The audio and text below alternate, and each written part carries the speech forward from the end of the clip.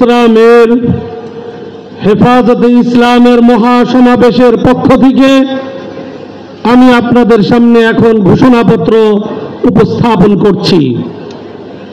বিসমিল্লাহির রহমানির রহিম। মুহতারাম হাজিরিন, বিগত 24 জুলাই আগস্টের রক্তাক্ত গণ অভ্যুত্থানে ফ্যাসিস্ট শেখ হাসিনার পতনের মধ্য দিয়ে ভারতীয় আধিপত্যবাদের শিকল থেকে মুক্তি লাভ করে আমাদের প্রিয় জন্মভূমি বাংলাদেশ। সহস্রাধিক প্রাণ ত্যাগের বিনিময়ে নতুন স্বাধীনতা অর্জনের ইতিহাস রচিত হয়েছে। আজকে আমাদের এই মহাসমাবেশ থেকে 5ই মে 2013 সালে শাপলার গণহত্যা সহ জুলাই বিপ্লবের 84 জন মাদ্রাসা ছাত্র ও শিক্ষক সহ সমস্ত শহীদদের স্মরণ করে তাদের মাগফিরাত কামনা করি এবং শহীদ পরিবারদের প্রতি জানাই সশ্রদ্ধ সালাম। আহতদের এবং পঙ্গুত্ব বরণকারীদের জন্য দ্রুত সুস্থতা কামনা করি এবং তাদের প্রতি সমবেদনা জানাই। দেশের চলমান ক্রান্তিকালে কিছু জাতীয় গুরুত্বপূর্ণ বিষয় নিয়ে আমরা আজকের এই মহাসমাবেশে হাজির হয়েছি। এই মহাসমাবেশ থেকে হেফাজতের ঘোষণা আপনাদের সামনে পেশ করছি। 1. নারী বিষয়ক সংস্কার কমিশন ও তাদের কোরআন বিরোধী প্রতিবেদন অবিলম্বে বাতিল পূর্বক আলেম ওলামার পরামর্শক্রমে ধর্মপ্রাণ বৃহত্তর নারী সমাজের প্রতিনিধিদের অন্তর্ভুক্ত করে নতুন কমিশন গঠন করতে হবে। নারীর সামাজিক উন্নয়নে পশ্চিমা মূল্যবোধ নয়, বরং আমাদের নিজস্ব সামাজিক ও ধর্মীয় মূল্যবোধ, ইতিহাস ও ঐতিহ্যের আলোকেই বাস্তবমুখী সংস্কারের দিকে যেতে হবে। 2.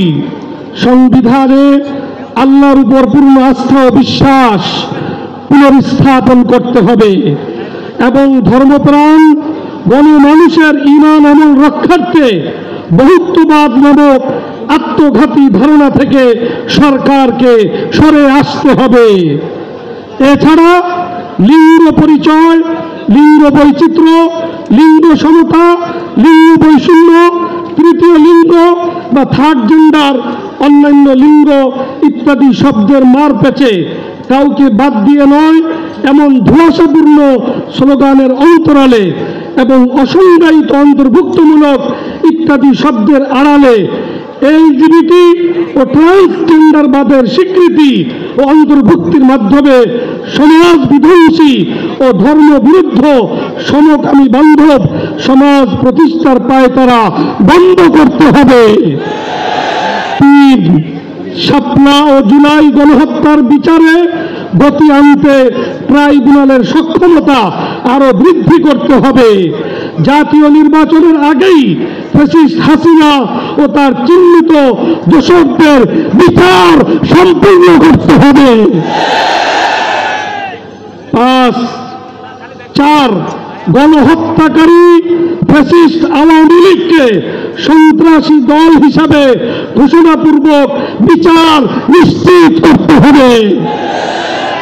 বিচার সম্পন্ন না হওয়া পর্যন্ত তাদের সব ধরনের কার্যক্রম ও তৎপরতা নিষিদ্ধ করতে হবে।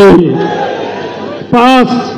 আল্লাহ ও তার রাসূল সাল্লাল্লাহু আলাইহি ওয়াসাল্লামের নামে কটূক্তি ও বিশুদ্ধার বন্ধে সর্বোচ্চ শাস্তির আইন করতে হবে। এছাড়া গণমাধ্যম সংস্কার কমিশনের পক্ষ থেকে ইতিমধ্যে ধর্ম অবমাননা শাস্তি সংক্রান্ত আইনি ধারাগুলো বাতিলের সুপারিশ বাদ দিতে হবে। এ ব্যাপারে কোনো রকমের ছাড় দেওয়া হবে না। 6. চট্টগ্রামে উগ্র হিন্দুত্ববাদীদের হাতে শহীদ সাইফুল ইসলাম আলিফ হত্যার উস্কানিদাতা চিন্ময় দাসের জামিন প্রত্যাহার পূর্বক তার দৃষ্টান্তমূলক বিচার করতে হবে। 7. ফ্যাসিস্ট হাসিনার শাসনামলে সারা দেশে প্রতিবাদী আলেম ওলামা, মাদ্রাসা শিক্ষার্থী ও ইসলাম মানা তরুণদের বিরুদ্ধে হওয়া মিথ্যা ও বানোয়াট সকল মামলাগুলো অতি সত্বর প্রত্যাহার বা নিষ্পত্তি করতে হবে গণ অভ্যুত্থানের সরকারকে। সেই সাথে জঙ্গি নাটক বা জঙ্গি কার্ড খেলে বাংলাদেশের ইসলামপন্থী ও আলেম ওলামার উপর যারা গত 15 বছর নির্যাতন ও গুম খুন চালিয়েছে তাদের দৃষ্টান্তমূলক বিচার নিশ্চিত করতে হবে। 8 গাজার মুসলমানদের উপর অবৈধ রাষ্ট্র ইসরায়েলের চলমান গণহত্যা ও ভারতে সংখ্যালঘু মুসলিম নির্যাতনের বিরুদ্ধে আমাদের গণ অভ্যুত্থানের সরকারকে কূটনৈতিকভাবে আরো উচ্চ কণ্ঠ হতে হবে এবং দেশের সর্বস্তরের জনতাকে ইসরায়েলি ও ভারতীয় পণ্য বয়কট করতে হবে। 9 এদেশ 90% মুসলমানের দেশ, অতএব শিক্ষার প্রাইমারি লেভেল থেকে সর্বোচ্চ পর্যায় পর্যন্ত সর্বস্তরে ইসলামী শিক্ষাকে বাধ্যতামূলক করতে হবে।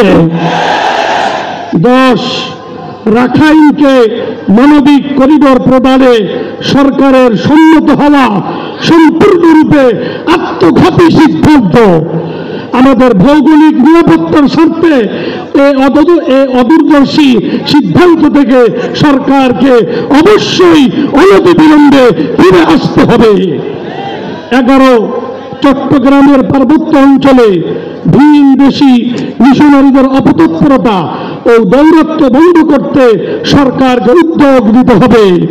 বাংলাদেশের ভৌগোলিক অখণ্ডতা রক্ষায় সেখানে নিরাপত্তা সংকট কমাতে আলেম সমাজের দাওয়াতি কার্যক্রমকে আরো নিরাপদ এবং সুযোগ করে দিতে হবে।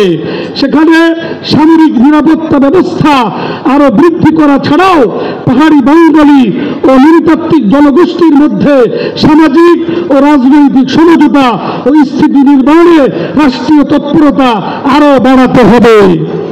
12 কাদিয়ানীদের রাষ্ট্রীয়ভাবে অমুসলিম ঘোষণা করতে হবে এবং সাধারণ মুসলমানদের ঈমান আকীদা রক্ষার্থে এ দাবি রক্ষার্থে এদের অপতৎপরতা বন্ধ করতে হবে।